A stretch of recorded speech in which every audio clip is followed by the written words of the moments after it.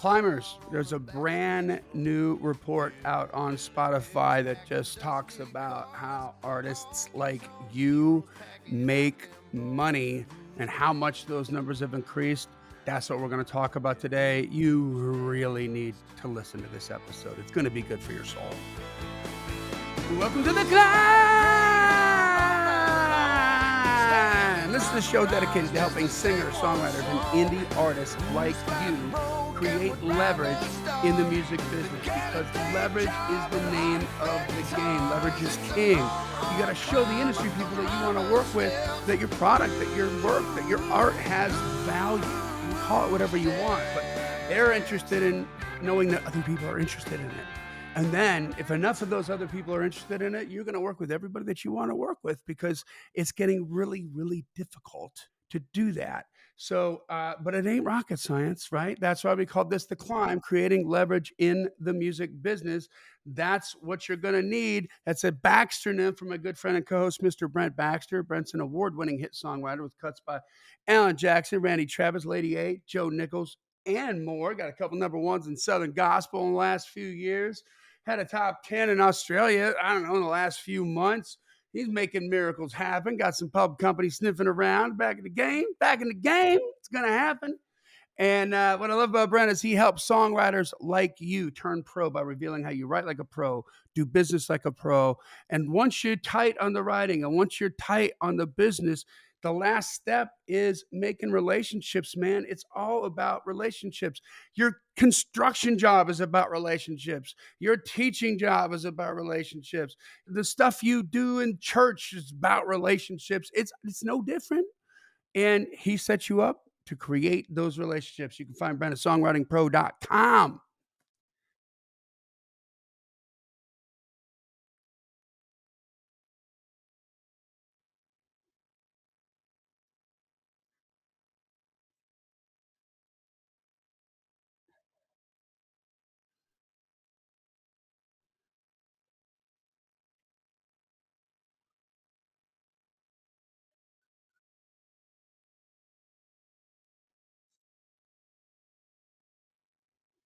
How you living, buddy? Yeah?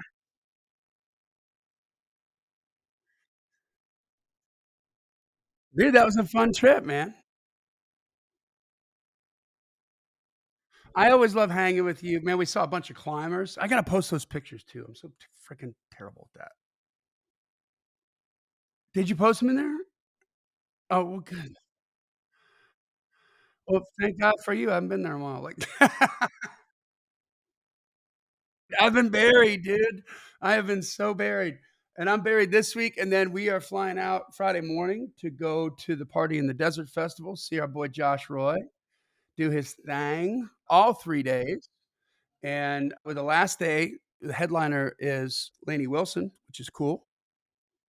And so that's gonna be some good exposure for him. And we got 2 cameras coming, like, we're all over the shoot, man, making sure that we can document that and use that for social proof on the boy.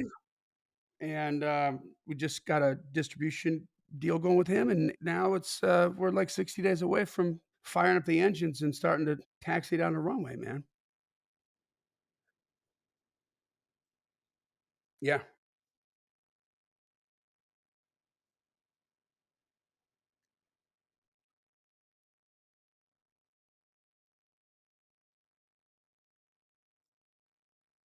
Yeah.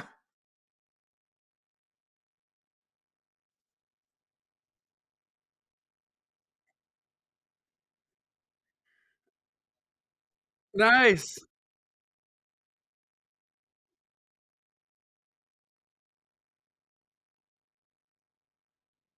Yeah, man, and I'll tell you, like, Lombardo was there the week before, and I told him, I'm like, "Well, hey, man, like, Brent's gonna be in town next week, you should come back." So that's why he came back, so he could meet you, because he wanted to meet you, so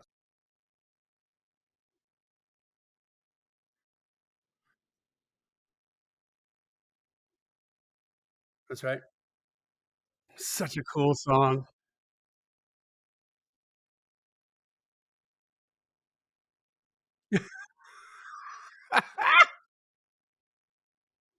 That's the I'm rubbing off on you, dude. And speaking of Mackenzie, by the way, I don't wanna jinx this, but she just texted me because we haven't mixed her record yet, like, we recorded it back in late end of January, and, I mean, Zach, my co-producer, who's also the engineer, had I mean, literally told us, like, "I'm not even gonna be able to look at getting to this until mid-March," you know what I mean? Because he was so stacked up, so, hopefully, by the end of the month, we're gonna be doing background vocals, but she called to ask me for some rough mixes so that her band could learn the arrangements because she's got an opportunity that she might get to open up for Kylie Morgan, which is cool, up in Chicago, who I just think is a great artist. I think that the Love Kylie record is awesome. Like, I mean, just friggin' awesome. And that's Smack. That's Shane McAnally. Like the songs are the lyrics, the music is just really, really, really strong. You know what I mean? Like really freaking good. And Janelle is like a huge, huge fan of her and turned me on to her and stuff. And literally, like one of the gifts I got for Janelle was the lyrics to one of her songs, like printed on a canvas with the picture of Nashville on it, and it hangs like above our bed, you know, and it's all about, I hate that I love you, right? Like and then it's a positive message, you know what I mean? But it's just like, "Oh, I'm so independent but I can't be with you." You know what I mean? Because I love you so much. It's like awesome. So anyway, yeah, with a lot of people, I think.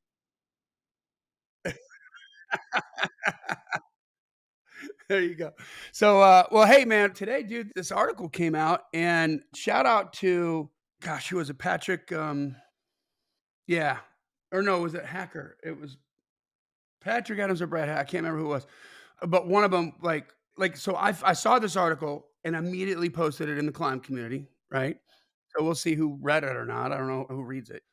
And then, like 25 minutes later, I get a DM from him. And wait, I can tell you who it is right now because I don't want to get this wrong. Like, it was, I think it was Patrick Adams.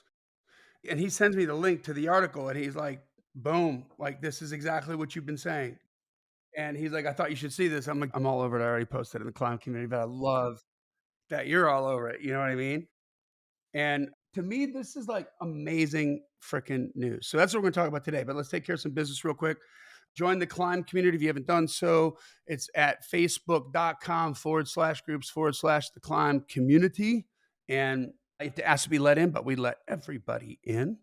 And we want to hear about your gigs. We want to hear about your new music. We want to hear about your wins. And we got a place for you to put all that stuff. There's only like 3 freaking rules you got to follow. I feel like it's pretty easy. We're not oppressive with the rules. We don't like too many rules. We're all musicians. We're all artists. We got to be like on the fringes of society and doing our thing. But yet we just still managed to find. I roadhouse like 3 people last week. We're just spamming the crap out of the main feed. I'm like, nope, you're gone. So anyway, what do we got for wins today? Let's share those.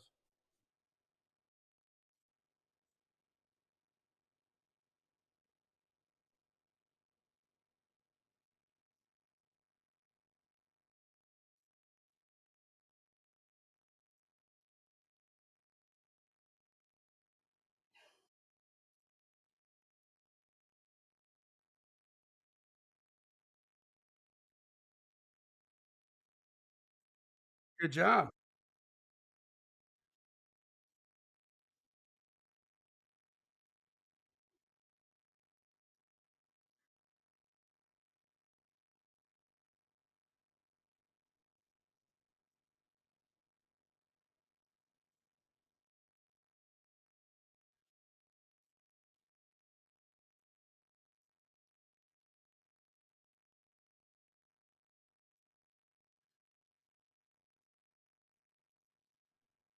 There we go. Good job, man. Make sure you follow or subscribe to the podcast wherever you consume your podcast so that you can get all the episodes and you can pick and choose what you want to hear. And lastly, tell a friend about it. That's the best thing that you can do. I mean, if you're finding value from this, if we're giving you a perspective on how to advance your journey and how to be a better business person with your artist and how to be a better artist, period, then share it with some people, right? There's plenty of room out there. We're not fighting for radio spots anymore, man. That we don't have the tyranny of space. So now we just need to make sure that everybody is as good as they can be, right? That's the deal. So let's get to this article, man. This is huge. Okay, so this is kind of It's a little different than the 2 other articles that we've featured on this podcast before that were about artists that made at least $50,000 in revenue from streaming, just from Spotify, right? Which was a compelling number, right? Because that number was 13,400 in 2021, and we sort of surmised I did some math on that and figured out that if I took out all the brand names that are driving that kind of traffic, that were multi-million dollar brand names, that I only went back as far as the '60s, so didn't include Elvis in there or whatever, but, I mean, I still came up with about 8,400 indie artists that were making that kind of money, right? Even if I'm off by a couple thousand, that's significant, right? And then in 2022, that number increases to 16,500, so increases by, like, 3,100 spot, and we did not sign 3,100 brand new major label artists in that time, or 3,100 major label artists did not just ramp up their frickin' debut release and everybody took off on the runway, 3,100 of them, no. Those are indie artists. Those are all indie artists, for God's sake. So, this is really exciting, but 50,000 is a big number, and if you remember on that second Spotify one, 'cause the first one that happened was the spin on it from Digital Music News was horrible, right? It was like, "Ah, well, out of 8,000,000 artists, only 13,400 made any money. This is 0.2%. This is atrocious. This is blah, blah, blah," as if, like, all those artists deserve to win, right? If they all are even trying to be artists, if they all are doing anything, anybody can put their thing. What's that?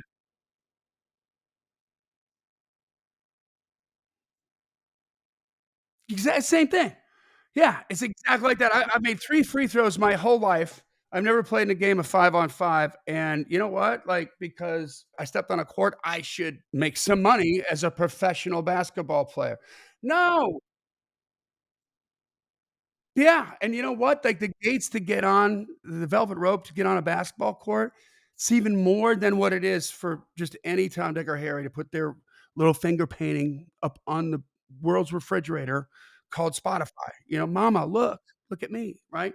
So, our first show on that report, like, I just switched it around. I'm like, "Stop it." I figured out that there was maybe, like, 2,600 artists that are major label artists that made money in the last 60 years.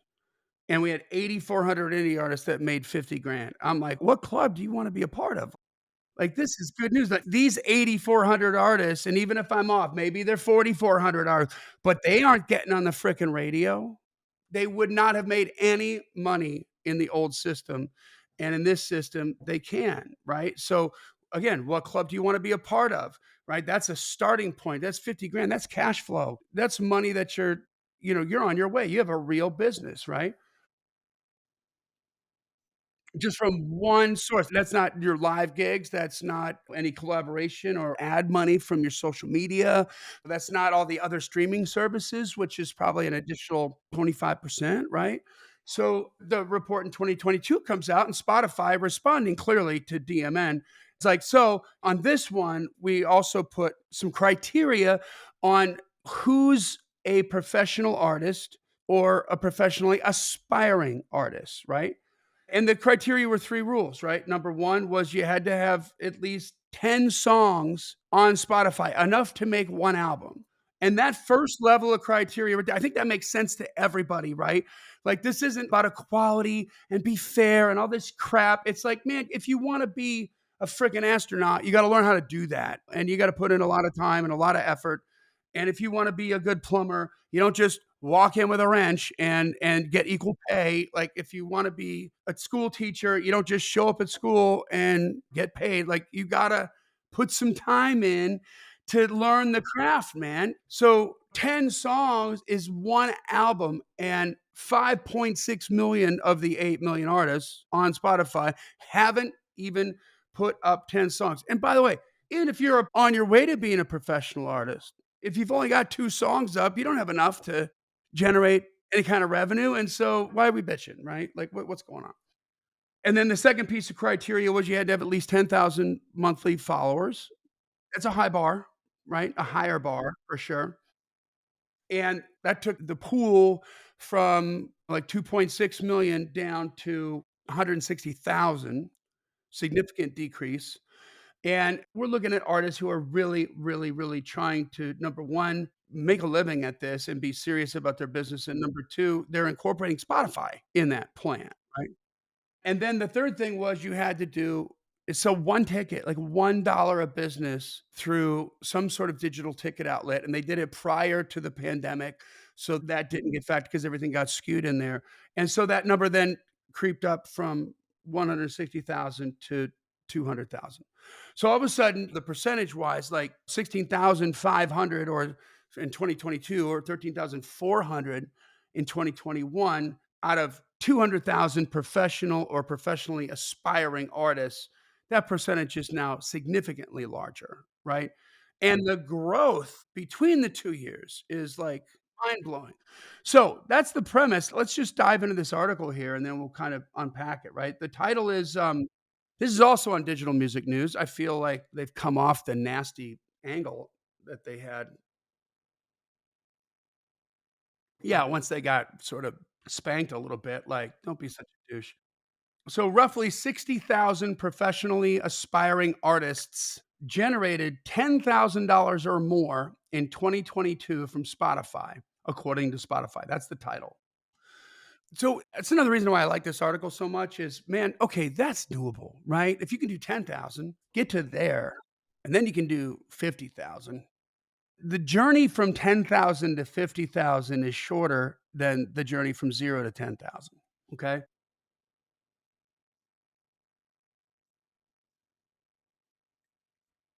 Yep,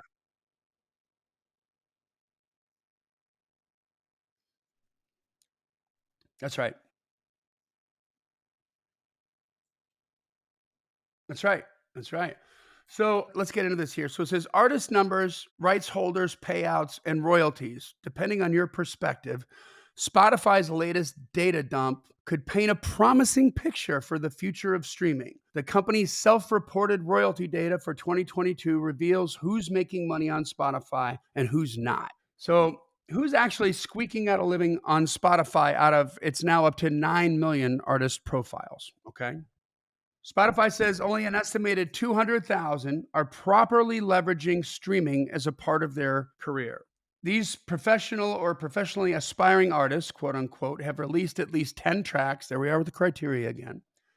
Average a minimum of 10,000 monthly listeners and conducted a commercial activity outside of streaming during 2022. Commercial activity means you had to make a dollar, right? You had to make something, some money.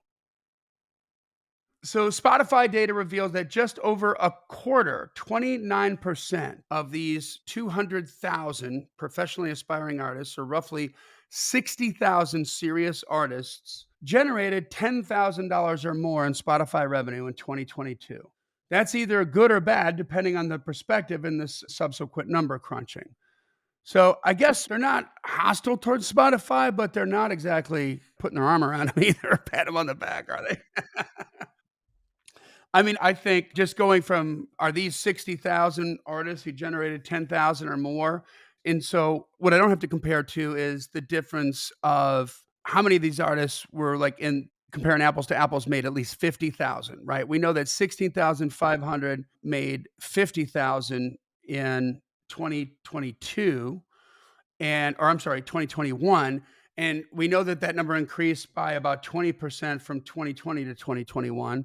So if we do another 20% at 16,500, that would be what, like 3 grand, so it'd be like 19,000. So let's say there's like 40,000 artists are below 50 but above 10 grand, right? That sound about right to you? But these people are people that make $0 on the radio, that don't get a record deal, right?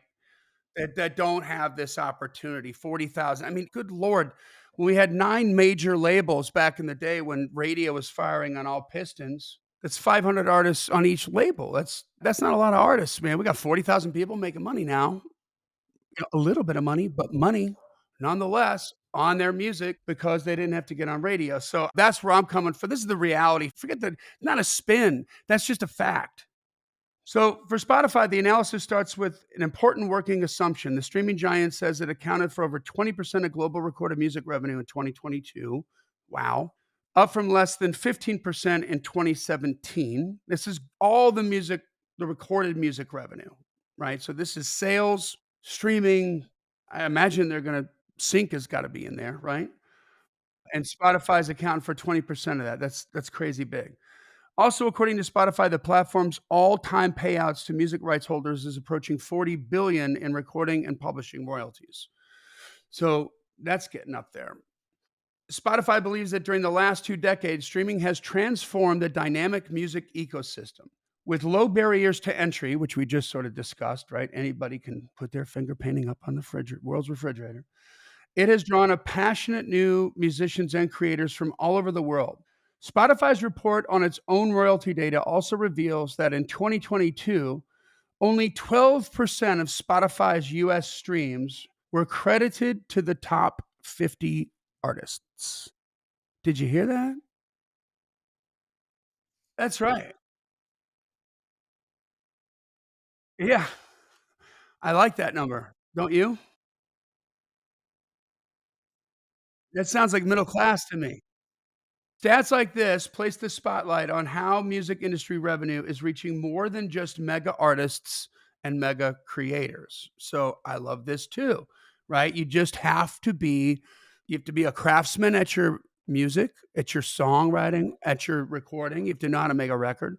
And then you've got to be proficient at your business too. You got to think out of both halves of those brains. And if you can't think out of both sides of your brain like that because you're like a true artist, I get it, but then you need to be aware that you're not aware on how to do that. You can't do that, and so you gotta be able to pull somebody in that can. Yeah. Know what you don't know. The known unknowns, right? I don't know how to do that. I can't do that. So get somebody who can.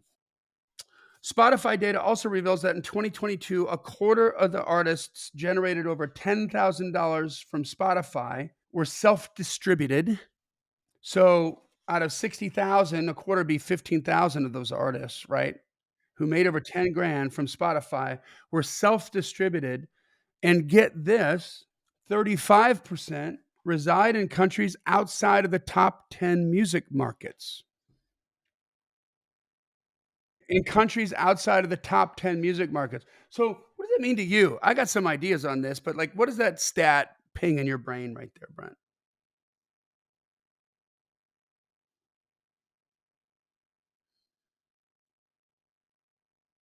Let's, go by countries. I mean, I think it's gonna be, like, United States, Canada, and probably Europe, and maybe a big South American country or something, but I think you talk about inclusiveness, you talk about equality, right? Which I feel like digital music news is all about, okay?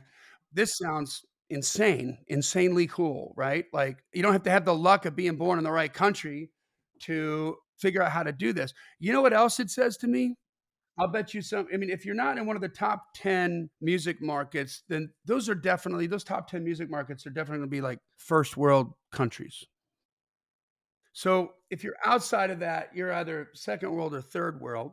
And I'm seeing artists that are like, you know what? I can go make $2 a day digging in a cobalt mine to make the batteries for your smartphone or your Uber eco-friendly freaking EV car. Or I can make music and make money as long as I just got to figure out like how to be a good business person and make some competitive music. Like, they're motivated, aren't they? Probably a little bit more motivated. I think it's safe to say they're a little bit more motivated than the people in the top 10 music markets, right? It's a generalization, but I think that's true. The number of artists generating over $100,000 per year grew 135% from 2017 to 2022. So in 5 years, people are making over 100 grand, 6 figures just on streaming, grew 135%. That's amazing, man, right? So the pie's getting bigger, and when the pie's getting bigger, you're not fighting for space, right? Now, let's just put that into perspective in contrast to a broadcast, okay? Was the pie ever getting any bigger with terrestrial radio, right? Like, in a market, were they adding more spins per hour? No, it's fixed, right? The only way the pie got bigger was when a genre took over, right? Like the hairband thing took over back in the '80s, and all of a sudden, significantly large amount of all the radio stations in the country were on that format because that was the format that was making money. and now that's country music, right? So, did the pie get bigger in country music from the 1990s to now? Oh, yeah, because more stations were added, right? That's a macro, not a micro, right? They're not adding more spins. There's only so many spins. There's only so many minutes in an hour. They gotta run ads, right? So, think about it from that think about it from that perspective. It's pretty interesting. So we said that artists made 100,000 years, 100 grand per year, grew 135% in 5 years from 2017 to 2022. Moreover, artists reaching the milestone annual revenue levels of 10 grand, 100 grand, and 1 million have more than doubled during the last 5 years.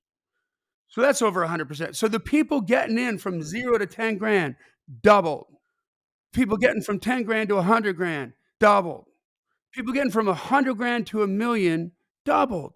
What I just say before, if you can do 10, you can do 50. If you can do 50, you can do 100. If you can do 100, you can do 1 million, right? You just gotta put the hammer down and do more of what's happening. So this is proof the numbers don't lie because the numbers can't talk. This is proof that it's now easier than ever before to just work your butt off and make a living, or at least begin to start a business that has cash flow in the music industry, whereas before, man, it was so much luck, right? Well, yeah, right, but I mean, if you went okay, so if you go back to your parents and you're like, "I wanna start a lawn mowing business, and this is what I wanna do," you might get some pushback because maybe your parents are like, "No, you just have to go work at the factory like the rest of us and get some guaranteed income, that's too scary, we don't know how to do that." But if you go back and you say, "I got 2 choices, mom, dad, I'm gonna start a lawn mowing business, or I'm gonna be in the music industry. I wanna be an artist." Which one do you think they're gonna choose, right?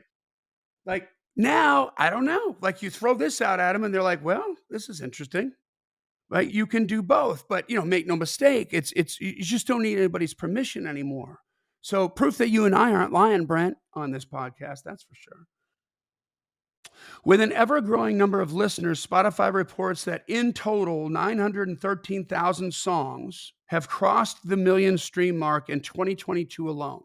So, almost a million songs have crossed a million streams in 2022.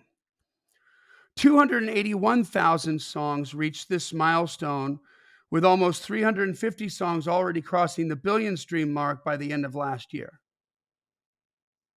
So, hold on, yeah, these are a lot of numbers. I'm a little so I think what they're saying here is that in 2022, 913,000 songs have crossed the million mark, right?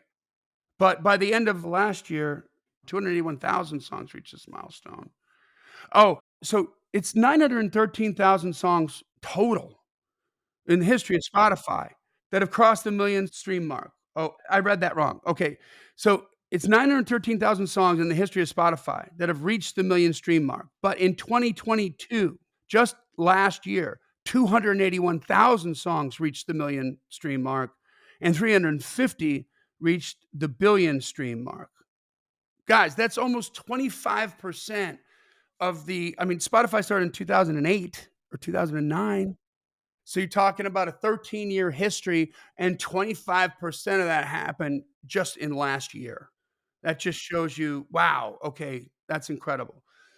Music catalogs also appear to have become more valuable than ever, Spotify says, and they can still generate healthy revenues year after year. This is true because we have huge publishing companies and record labels and entrepreneurs like Mercuriadis who have made big music catalogs from huge household name artists like Bruce Springsteen and Billy Joel, these kinds of things. Like, they are asset class stocks on the stock market. Like, hedge funds are getting into this. Like, people who invest money for a living are getting into the music industry because what wasn't before, which was predictable revenue, has now become predictable revenue. And this may be a little confusing to you, but it's Bob Dylan's catalog now behaves and is equally as a good bet as, let's say, Apple stock or GE stock, right? Like, what are they betting on? A consistent revenue stream, okay? And profit. When it gets profitable, there's more money. That's great. When it's not profitable, that's but there's still a consistent revenue stream. And when you have a consistent revenue stream, even if it's like steadily but slowly declining. It's still consistent, okay? So you can borrow money based on that revenue stream and be able to pay it back. And then what do you borrow the money for? You go invest in other things, right? You go start new companies. You go, this is how the stock market works. This is what it's all about. And now, for the first time in forever, you've got people who would never, ever invest in the music industry who thought it was complete like lottery ticket, right? Like something they don't understand, something they're not going to play, too relationship based to make any money. Now you've got huge hedge funds, people that are responsible for investing like pension fund money, 401k money for huge companies, investing in music catalogs, guys. This is mind blowing, right? So the company spots like catalog musicians as heritage artists, defined as artists that averages more than 500,000 monthly listeners with 80% of streams from tracks that are more than 5 years old. So that's what they consider a heritage artist, right? Or a legacy artist. This inclusive group compromises 3,400 artists that generate $433,000 from Spotify alone in 2022. Spotify estimates that these heritage artists made well over $1 million in revenue across all streaming services. So, hey, man, Brent, remember my first report on the 2021 thing where I guessed it was like 2,800? Not far off, buddy. Huh? Not far off, Johnny. Damn, I love it when I'm right. Okay.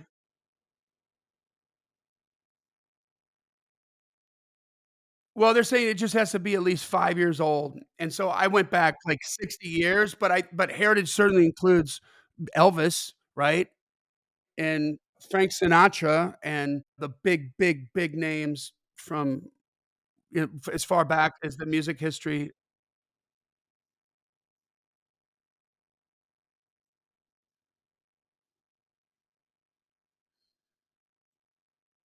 So, yeah, so this to me, this means I said I might be off by a couple thousand, I'm off by 500 or 600 artists. So instead of 8,400 artists, oh, it was 7,800 artists that are indie artists in 2021 that made 13,000, that made over 50 grand in Spotify revenue.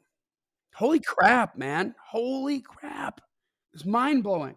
With this powerful revenue generating capability, let's just repeat that because that makes my nipples hard. With this powerful revenue generating capability, the streaming giant is calling catalogs a signal of optimism for the future value of music. Spotify's royalty data is painting a pretty picture for the future of streaming and the overall music landscape. And the streaming giant says it expects growth rates shown on this site to continue. End of article. Wow. You can do it. You can do it. You just gotta, I mean, I think the bar that always existed between objective crap to where it becomes competitive and then it becomes subjective, right? Like when it's good, they used to call rock and roll just they used to call jazz insolent noise, like it's terrible. This isn't classical music, and they were pissed off about it in the 50s. And then rock and roll came and they were pissed off about that. And now they're pissed off about country music and punk and metal. And they're always pissed off about something. But the bottom line is like when it's good, even if it's not your taste, when it's good, it's subjectively not your bag, baby. But it's people are hopping on board and they love it, man. And that's all that matters. And so once you get your artistic sort of level to that, the only thing you gotta work on is really just getting in front of more people, man. I had this artist, man, I gotta share this real quick and then we'll wrap this up. This will be like one of my shortest deals ever. But I had this artist give me there's a band called Alter Ego Rehab.